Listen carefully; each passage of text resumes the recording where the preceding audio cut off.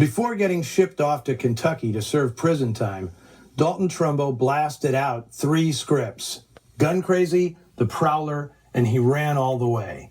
Now, his name appears on none of them, and they've all become classics of film noir. Before heading to the Huskow, however, Trumbo applied his signature to this film in a unique way. Joseph Losey cast him as the voice of John Gilvray, recording Trumbo's voiceover in the dead of night without the knowledge of anyone else working on the film. Evelyn Keyes didn't even know it was Trumbo until I revealed it to her 50 years after the fact. Now, needless to say, that is not Trumbo who gets killed on screen by Van Heflin. That one-shot walk-on, no pun intended, was enacted by actor Sherry Hall. Now, besides Trumbo and Joe Losey, there was another contributor to this film burned by the witch hunt, art director and animator John Hubley. Although Boris Levin is credited as the production designer, it was Hubley who designed the 2 interiors so crucial to the plot, Susie's Brentwood hacienda and the ramshackle house in Calico, where Webb and Susie finally hole up. As an animator at Disney, Hubley had painted backgrounds for some of the studio's greatest films, Snow White, Pinocchio, Dumbo, and Fantasia. But he ran afoul of management when he joined the animators' strike of 1941, which prompted him to leave Disney and form his own independent studio. In 1949, he created the popular cartoon character Mr. Magoo. And despite being blacklisted in 1952 for refusing to name names, Hubley and his wife Faith created Storyboard Inc., a creative company that became hugely celebrated both for its advertising work and its experimental animated films. Now, if you're curious about something noir-related, remember you can submit questions on Facebook and Twitter via the Noir Alley handle. This week, a query came in from a viewer pertaining specifically to The Prowler.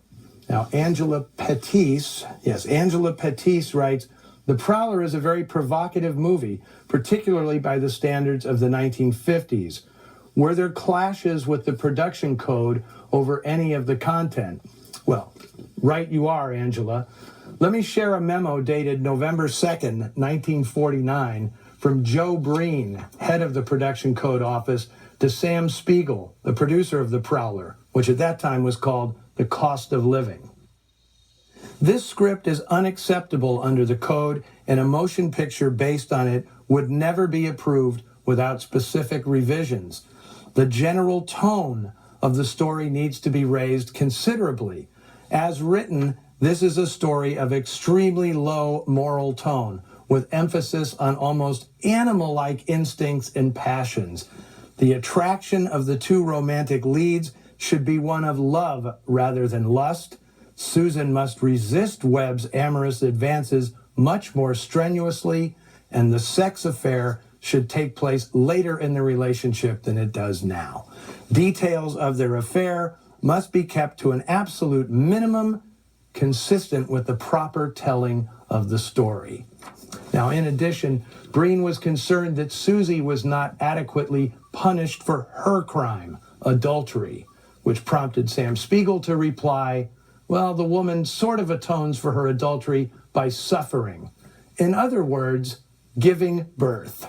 Well, there you go. Happy Mother's Day. See you back here in Noir Alley next week for an overlooked film from the late 50s featuring the greatest actress in the history of the movies. Until then, keep your shades pulled down. You wouldn't want to tempt the customers.